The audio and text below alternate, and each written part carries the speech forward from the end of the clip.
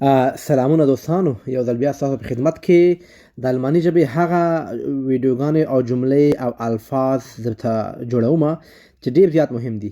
دوستانو راځئ یو څو لغتونه زده کړو په الماني ژبه باندې. دغه ویډیو د وخت باره کې ده. اول مونږ وایو وخت په الماني ژبه باندې وایي Zeit. سایت. وخت یعنی سایت. مونږ بل وایو ساعت یعنی یو ساعت، 2 ساعته کنه، شپېته منټه یو ساعت وي، نو مونږ وایو ساعت ته په الماني ژبه کې وایي شتونډه ته وایي ساعت. بیا وایم منټ، دقیقې ته وایي مینوټه دقیقه. بیا مونږ وایي هفته، یو هفته ده کنه، اونۍ ته مونږ وایو وخه. بل مونږ وایو مطلب میاشت ته مونږ وایو مونات مطلب میاشت. بیا مونږ وایو کال ته په الماني ژبه کې وایو یاغ وایي کال.